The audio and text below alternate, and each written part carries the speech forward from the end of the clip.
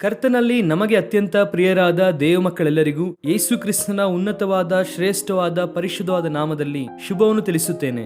ಎಲ್ಲರೂ ಚೆನ್ನಾಗಿದ್ದೀರಾ? ಕ್ಷೇಮವಾಗಿದ್ದೀರಾ? ಪ್ರತಿದಿನ ಬೆಳಗ್ಗೆ ಎದ್ದು ನಾವು ಸ್ವಲ್ಪ ಸಮಯ ಪ್ರಾರ್ಥನೆ ಮಾಡಿ ದೇವರ ವಾಕ್ಯವನ್ನು ಓದಿದ ನಂತರ, ಒಂದು ವಾಗ್ದಾನ ಸಂದೇಶವನ್ನು ಕೇಳಿದ ನಂತರ ಆಧ್ಯಾತ್ಮಿಕವಾಗಿ ನಾವು ಪ್ರಯೋಜನವನ್ನು ಹೊಂದುತ್ತಾ ಇದ್ದೇವೆ. ದೇವರ ವಾಕ್ಯವು ನಮ್ಮೆಲ್ಲರಿಗೂ ಕೂಡ ಪ್ರಯೋಜನಕರವಾದದ್ದೇ. Praise the lord. ಪೌಲನು ಅದನ್ನೇ ಹೇಳುತ್ತಾನೆ ಅಲ್ವಾ, ದೈವ ಪ್ರೇರಿತವಾದಂತಹ ಪ್ರತಿ ಲೇಖನವು ಪ್ರಯೋಜನಕರವಾದದ್ದೆಂಬುದಾಗಿ ಹೇಳಿದ್ದಾರೆ 2 ತಿಮೋಥಿ ಪತ್ರಿಕೆಯಲ್ಲಿ.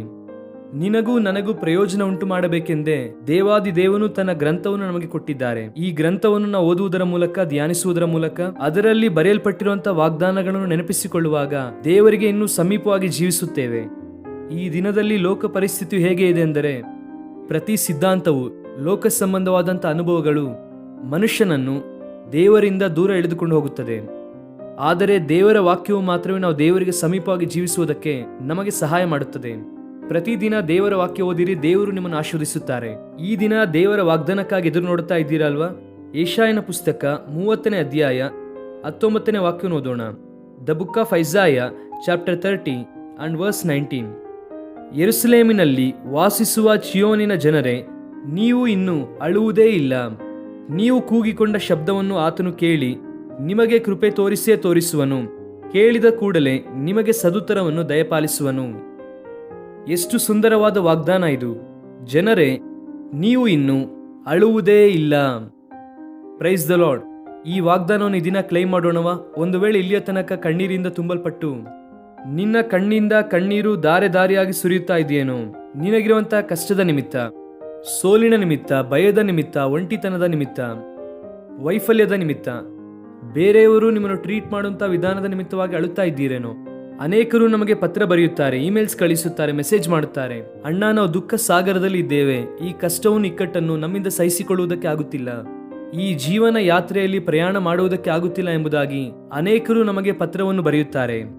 ಪ್ರಿಯರೇ, ಅಂತಹ ಯಾರಾದರೂ ಈ ದಿನದಲ್ಲಿ ವಾಗ್ದಾನ ಸಂದೇಶವನ್ನು ಕೇಳುತ್ತಾ ಇದ್ದರೆ, ಒಂದು ವೇಳೆ ಬೆಳಗಿನ ಜಾವದಲ್ಲಿ ಎದ್ದ ಕೂಡಲೇ ಯಾವುದೋ ಒಂದು ಕಷ್ಟ ಇಕ್ಕಟ್ಟಿನ ನಿಮಿತ್ತವಾಗಿ ಅದನ್ನು ನೆನೆಸಿಕೊಂಡು ಅಳುತ್ತಾ ದೇವರು ನನ್ನ ಹತ್ರ ಮಾತನಾಡುತ್ತಾರೆ ಎಂಬುದಾಗಿ ಹೇಳಿ ಈ ವಾಗ್ದಾನ ಸಂದೇಶವನ್ನು ನೋಡುತ್ತಾ ಇರಬಹುದು, ಈ ವಿಡಿಯೋವನ್ನು ನೋಡುತ್ತಾ ಇರಬಹುದು. ದೇವರು ನಿನ್ನೊಂದಿಗೆ ಮಾತನಾಡುತ್ತಿದ್ದಾರೆ, ನೀನು ಅಳುವುದೇ ಇಲ್ಲ ಎಂಬುದಾಗಿ. ಯಾಕಂದ್ರೆ ಸಂತೈಸುವ ಕರ್ತನಾಗಿರುವ ದೇವರು, ನಿನ್ನನ್ನು ಸಂತೈಸುವಂತ ದೇವರು, ಆಧರಿಸುವ ದೇವರು, ನಿನ್ನ ಜೀವಿತದಲ್ಲಿ ಒಂದು ಒಳಿತು ಮಾಡುವುದರ ಮೂಲಕ, ನಿನ್ನ ಜೀವಿತದಲ್ಲಿ ಒಂದು ಅಸಾಧಾರಣವಾದ ಕಾರ್ಯವನ್ನು ಮಾಡುವುದರ ಮೂಲಕ ನಿನ್ನ ಕಣ್ಣೀರಿಂದ ಬಿಡಿಸುವುದಕ್ಕೆ ಆತನು ಸಿದ್ಧನಾಗಿ ಇದ್ದಾನೆ. ನೀನು ಅಳುವಂತ ಅವಶ್ಯಕತೆ ಇಲ್ಲ. ದೇವರು ನಿನ್ನ ದುಃಖವನ್ನು ಆನಂದವಾಗಿ ಮಾರ್ಪಡಿಸುತ್ತಾರೆ. ಹನ್ನಳ ದುಃಖವನ್ನು ದೇವರು ಆನಂದವಾಗಿ ಮಾರ್ಪಡಿಸಿದರು. ದೇವರ ಸನ್ನಿಧಿಯಲ್ಲಿ ತನ್ನ ಹೃದಯವನ್ನು ಸುರಿದಳು, ಮನಪೂರ್ವಕವಾಗಿ ದೇವರ ಸಮ್ಮುಖದಲ್ಲಿ ಬೇಡಿಕೊಂಡಳು, ಕಣ್ಣೀರು ಸುರಿಸಿದಳು. ಯಾವಾಗ ದೇವರ ವಾಗ್ದಾನವನ್ನು ಹೊಂದಿಕೊಳ್ಳುತ್ತಾಳೋ ಅಂದಿನಿಂದ ಆಕೆ ಅಳುವುದನ್ನು ನಿಲ್ಲಿಸುತ್ತಾಳೆ. ದೇವರು ಆಕೆಯನ್ನು ನೆನಪಿಸಿಕೊಂಡರು. The day has come in your life. ಇದುವರೆಗೂ ನೀನು ಅತ್ತಿದ್ದೀಯಾ, ದುಃಖಪಟ್ಟಿದ್ದೀಯಾ, ಗೋಳಾಡಿದ್ದೀಯಾ. ಈ ದಿನ ದೇವರು ನಿನ್ನ ಜೀವಿತದಲ್ಲಿ ಅದ್ಭುತವನ್ನು ಮಾಡುತ್ತಾರೆ. ಧೈರ್ಯವಾಗಿರ್ರಿ ದೇವರ ಮಕ್ಕಳೇ. ಆತನು ಅಸಾಧ್ಯವನ್ನು ಸಾಧ್ಯಪಡಿಸುವಂತಹ ದೇವರು. ನಿನ್ನ ಮುಂದೆ ಎರಿಕೋ ಗೋಡೆ ಇದೆಯಾ? ಅದನ್ನು ಬೀಳಿಸುವುದಕ್ಕೆ ದೇವರಿಗೆ ಸಾಮರ್ಥ್ಯ ಉಂಟು. ನೀನು ಮಾಡಬೇಕಾದ ಕೆಲಸ ಏನು ಗೊತ್ತಾ? ನಂಬಿಕೆಯಿಂದ ಆತನನ್ನು ದೃಷ್ಟಿಸುವುದು. ಕೆಂಪು ಸಮುದ್ರ ನಿಮ್ಮ ಮುಂದೆ ಇದೆಯಾ? ಅದನ್ನು ವಿಭಾಗಿಸುವಂತಹ ದೇವರು. ಯೋರ್ದಾನ್ ನದಿಯು ನಿಮ್ಮ ಮುಂದೆ ಬೋರ್ಗರೆದು ಹರಿಯುತ್ತಾ ಇದೆಯಾ? ದೇವರು ಏಕರಾಶಿಯಾಗಿ ಯೋರ್ದಾನನ್ನು ನಿಲ್ಲಿಸುವವನಾಗಿದ್ದಾನೆ. ಶತ್ರು ಸಮೂಹ ನಿನ್ನ ಸುತ್ತಲೂ ಸೇರಿ ನಿನ್ನನ್ನು ನಾಶ ಮಾಡಬೇಕೆಂದು ಪ್ರಯತ್ನಿಸುತ್ತಿದ್ದಾರಾ? ದೇವರು ನಿನಗೆ ಅದರಿಂದ ಜಯವನ್ನು ಕೊಡುತ್ತಾರೆ. ಧೈರ್ಯವಾಗಿರು. ಅನಾರೋಗ್ಯದಿಂದ ಅಳುತ್ತಾ ಇದ್ದೀಯಾ? ದೇವರು ನಿನಗೆ ಆರೋಗ್ಯ ಕೊಡುತ್ತಾರೆ. Is our supreme healer. ಆತನು ಪರಮ ವೈದ್ಯನಾಗಿರುವಂತಹ ದೇವರು, ನಮ್ಮನ್ನು ಸ್ವಸ್ಥಪಡಿಸುವ ದೇವರು. ಯಾವ ವಿಷಯದಲ್ಲಿ ನೀನು ಕುಗ್ಗಿ ಹೋಗಿದ್ದೀಯೋ, ಯಾವ ವಿಷಯದಲ್ಲಿ ಅಳುತ್ತಾ ಇದೆಯೋ, ದೇವರು ನಿನ್ನನ್ನು ಮೇಲೆತ್ತಬೇಕೆಂಬುದಾಗಿ ನೋಡುತ್ತಿದ್ದಾರೆ. ಯೆಶಾಯನ ಪುಸ್ತಕ 60ನೇ ಅಧ್ಯಾಯ 20ನೇ ವಾಕ್ಯದಲ್ಲಿ ಒಂದು ಮಾತಿದೆ, ನೀವು ದುಃಖಿಸುವಂತ ದಿನಗಳು ಕೊನೆಗಾಣುವು ಎಂಬುದಾಗಿ. The days of sorrow will come to an end. ನಿನ್ನ ಜೀವಿತದಲ್ಲಿರುವಂತಹ ದುಃಖಿಸುವಂತಹ ದಿನಗಳನ್ನು ದೇವರು ಕೊನೆಗಾಣಿಸುವವರಾಗಿದ್ದಾರೆ. ದೊಡ್ಡ ಸಂತೋಷ ನಿಮಗೆ ಕೊಡಬೇಕೆಂದು ಆತನು ಆಶಿಸುತ್ತಿದ್ದಾರೆ. ದೊಡ್ಡ ಆಶೀರ್ವಾದ ಕೊಡಬೇಕೆಂಬುದಾಗಿ ಆತನು ಕೋರುತ್ತಿದ್ದಾರೆ. ಅನೇಕರು ಕ್ರೈಸ್ಟ್ ವರ್ಷಿಪ್ ಸೆಂಟರ್ಗೆ ಪ್ರತಿ ಭಾನುವಾರ ದೇವರನ್ನು ಆರಾಧಿಸುವುದಕ್ಕೆ ಬರುವಾಗ ಅನೇಕರು ಹೇಳುವಂತಹ ಸಾಕ್ಷಿ ಇದೆ, ದುಃಖದಿಂದ ಬಂದ್ವಿ, ವೇದನೆಯಿಂದ ಬಂದ್ವಿ, ಕಣ್ಣೀರಿಂದ ಬಂದ್ವಿ. ದೇವರು ನಮ್ಮನ್ನು ಕಣ್ಣೀರಿನಿಂದ ಬಿಡಿಸಿದ್ದಾರೆ, ನಮ್ಮನ್ನು ಆನಂದ ಭರಿತರನ್ನಾಗಿ ಮಾಡಿದ್ದಾರೆ, ಸಂತೋಷ ಭರಿತರನ್ನಾಗಿ ಮಾಡಿದ್ದಾರೆ ಎಂದು ಅನೇಕರು ಪ್ರತಿ ಭಾನುವಾರ ಸಾಕ್ಷಿಯನ್ನು ಕೊಡುತ್ತಾರೆ. ದೇವ ಮಕ್ಕಳೇ, ಧೈರ್ಯವಾಗಿರಿ. ದೇವರು ನಿಮ್ಮ ಕಣ್ಣೀರನ್ನು ಒರೆಸುತ್ತಾ ಇದ್ದಾರೆ. ನಿಮ್ಮ ದುಃಖಿಸುವಂತ ದಿನಗಳನ್ನು ದೇವರು ಅಂತ್ಯ ಮಾಡುತ್ತಾರೆ. ನೀನು ಇನ್ನು ಅಳುವುದೇ ಇಲ್ಲ, ಯಾಕಂದ್ರೆ ಆತನು ನಿನ್ನ ಮೊರೆಗೆ ಸದುತ್ತರವನ್ನು ದಯಪಾಲಿಸುತ್ತಿದ್ದಾನೆ. ನೀನು ಪ್ರಾರ್ಥಿಸುವಾಗಲೇ, ಆತನ ನಾಮವನ್ನು ಹೇಳುವಾಗಲೇ ಆತನು ಸದುತ್ತರವನ್ನು ದಯಪಾಲಿಸುತ್ತಾನೆ. ನಿನ್ನ ಮೊರೆಯನ್ನು ಕೇಳುವಂತವರು ಪ್ರಪಂಚದಲ್ಲಿ ಯಾರು ಇಲ್ಲವೇನೋ? ನಿನ್ನ ಗಂಡ ಕೂಡ ನಿನ್ನ ಮಾತನ್ನು ಕೇಳುತ್ತಿಲ್ಲವೇನೋ? ನಿನ್ನ ಹೆಂಡತಿಯು ಕೂಡ ಮಾತನ್ನು ಕೇಳಿ ಅನೇಕ ದಿನಗಳಾಯ್ತೇನೋ? ಯಾರೊಬ್ಬರೂ ನಿನ್ನ ಬಾಧೆಯನ್ನು ಅರ್ಥ ಮಾಡಿಕೊಳ್ಳುತ್ತಿಲ್ಲವೇನೋ? ಆದರೆ ದೇವರು ನಿನ್ನ ಮೊರೆಯನ್ನು ಕೇಳಿ ನಿನಗೆ ಸದುತ್ತರನ್ನು ದಯಪಾಲಿಸುವವನಾಗಿದ್ದಾನೆ. ಆತನ ಕೃಪೆಯನ್ನು, ಆತನ ವಾತ್ಸಲ್ಯವನ್ನು ನಿನ್ನ ಮೇಲೆ ಸುರಿಸುವಂತಹ ದೇವರು. ಆತನು ಕೃಪಾ ನಿಧಿಯಾಗಿರುವಂತಹ ದೇವರು. Is full of compassion, is full of loving kindness. ಒಂದು ಸಾರಿ ನಾವು ದೇವರ ಕೃಪೆಗೆ ಪಾತ್ರರಾದರೆ ನಮ್ಮ ಜೀವಿತದಲ್ಲಿ ಅನೇಕ ಬದಲಾವಣೆಗಳುಂಟಾಗುತ್ತದೆ. ಆತನು ನಿನ್ನ ಮಾತನ್ನು ಕೇಳುತ್ತಿದ್ದಾನೆ, ನಿನ್ನ ಪ್ರಾರ್ಥನೆ ಕೇಳುತ್ತಿದ್ದಾನೆ. ನಂಬಿಕೆಯಿಂದ ಪ್ರಾರ್ಥಿಸು. ಕಷ್ಟ ಬಂದಾಗ, ಪ್ರತಿಕೂಲ ವಾತಾವರಣ ಬಂದಾಗ ಆ ಕಡೆ ಈ ಕಡೆ ತಿರುಗಾಡದೆ ಮೊದಲು ದೇವರ ಪಾದದ ಬಳಿಗೆ ಬಾ. ಆತನ ಪಾದ ಸನ್ನಿಧಿಯಲ್ಲಿ ನಮ್ರತೆಯಿಂದ ಮೊಣಕಾಲೂರಿ, ದೇವರೇ, ನಿಮ್ಮನ್ನು ಬಿಟ್ಟರೆ ನಮಗೆ ಯಾರೂ ಇಲ್ಲಪ್ಪ. ನಿಮ್ಮನ್ನೇ ಆತುಕೊಂಡಿದ್ದೇನೆ ದೇವ.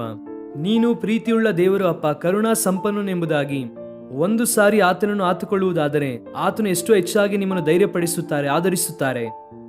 ಇದು ಆಗುವುದಿಲ್ಲ ಎನ್ನುವಂತಹ ಕಾರ್ಯವನ್ನು ಕೂಡ ದೇವರು ಆಗುವಂತೆ ಮಾಡುವಂತಹ ಕರ್ತನಾಗಿದ್ದಾನೆ. ಮನುಷ್ಯರೆಲ್ಲರೂ ಕೂಡ ಕೈಬಿಟ್ಟಾಗ ಅಥವಾ ಮನುಷ್ಯರೆಲ್ಲರೂ ಕೂಡ ದೂರವಾದಾಗ ದೇವರು ಆತನ ಕರವನ್ನು ನಿಮ್ಮ ಮೇಲೆ ಇಡುತ್ತಾರೆ. ಅಂತಹ ಉನ್ನತನಾದ ದೇವರನ್ನ ಹೊಂದಿದ್ದೇವೆ. ಈ ದಿನವೆಲ್ಲ ಈ ವಾಗ್ದಾನವನ್ನು ಕ್ಲೇಮ್ ಮಾಡಿ ದೇವರಿಗೆ ಸ್ತೋತ್ರ ಮಾಡಿ. ಚಿಯೋನಿನಲ್ಲಿ ದೇವರು ನಮಗೆ ನಿವಾಸವನ್ನು ಏರ್ಪಡಿಸುತ್ತಾರೆ. ಯೆರೂಸಲೇಮಿನಲ್ಲಿ ವಾಸಿಸುವಂತಹ ಕೃಪೆಯನ್ನು ದೇವರು ನಮಗೆ ದಯಪಾಲಿಸುತ್ತಾರೆ. ಅಂದರೆ ಸಮಾಧಾನಕರವಾದಂತಹ ಪರಿಸ್ಥಿತಿಯಲ್ಲಿ, ಆಶೀರ್ವಾದಕರವಾದ ಪರಿಸ್ಥಿತಿಯಲ್ಲಿ ನಾವು ವಾಸಿಸಬೇಕೆನ್ನುವುದು ದೇವರ ಆಲೋಚನೆ. ಕಣ್ಣೀರಿಂದ ತುಂಬಲ್ಪಟ್ಟಂತಹ ನಿನ್ನನ್ನು ಆನಂದದಿಂದ ತುಂಬಿಸಬೇಕೆಂದು, ಸಂತೋಷದ ವಸ್ತ್ರವನ್ನು ಧರಿಸಿಕೊಳ್ಳುವಂತೆ ಮಾಡಬೇಕೆಂದು ಕರ್ತನು ಆಶಿಸುತ್ತಿದ್ದಾರೆ. ಕಣ್ಣು ಮುಚ್ಚರಿ ಪ್ರಾರ್ಥನೆ ಮಾಡೋಣ. ಪ್ರೀತಿಯುಳ್ಳ ತಂದೆ, ಉನ್ನತನಾದ ದೇವ, ಆಶ್ಚರ್ಯಕರನಾದ ಕರ್ತನೆ, ನಮ್ಮ ಕುರಿತಾಗಿ ನೀವು ಇಟ್ಟಿರುವಂತಹ ಪ್ರತಿಯೊಂದು ಉನ್ನತವಾದ ಪ್ರಣಾಳಿಕೆಗೋಸ್ಕರವಾಗಿ ಸ್ತೋತ್ರ. ನಿಮ್ಮ ಒಳ್ಳೆಯತನಕ್ಕಾಗಿ ನಿಮಗೆ ಸ್ತೋತ್ರ ಮಾಡುತ್ತೇವೆ. ನಮ್ಮ ಪ್ರಾರ್ಥನೆಯನ್ನು ಕೇಳುವಂತಹ ದೇವರು, ನಮ್ಮ ಮೊರೆಯನ್ನು ಲಾಲಿಸಿ ಸದುತ್ತರವನ್ನು ದಯಪಾಲಿಸುವ ದೇವರು. ಅಷ್ಟು ಮಾತ್ರವಲ್ಲದೆ, ನನ್ನ ಜನರೇ, ನೀನು ಇನ್ನೂ ಅಳುವುದೇ ಇಲ್ಲ ಎಂಬುದಾಗಿ ವಾಗ್ದಾನ ಮಾಡಿರುವಂತಹ ದೇವರು. ಕಣ್ಣೀರಿನ ಮಾರ್ಗದಲ್ಲಿ ನಮ್ಮ ಪ್ರಿಯರು ಯಾರೆಲ್ಲ ಪ್ರಯಾಣ ಮಾಡುತ್ತಿದ್ದಾರೋ ಅವರೆಲ್ಲರನ್ನು ಕೂಡ ಶಾಂತಿಯಿಂದ, ಸಮಾಧಾನದಿಂದ ತುಂಬಿಸಿ ನಿಮ್ಮ ಮಹಿಮೆಗೋಸ್ಕರವಾಗಿ ಉಪಯೋಗಿಸಿರಿ. ಅವರ ಜೀವಿತದಲ್ಲಿ ಅದ್ಭುತ ಮಾಡಿರಿ. ಸ್ತುತಿ, ಘನ, ಮಾನ, ಮಹಿಮೆ ನಿಮಗೆ ಮಾತ್ರ ಸಲ್ಲಿಸುತ್ತಾ ಯೇಸು ಕ್ರಿಸ್ತನ ಉನ್ನತವಾದ ನಾಮದಲ್ಲಿ ಬೇಡಿ ಹೊಂದಿಕೊಳ್ಳುತ್ತೇವೆ ನಮ್ಮ ತಂದೆ. Amen. God bless you dear friends. Have a wonderful day.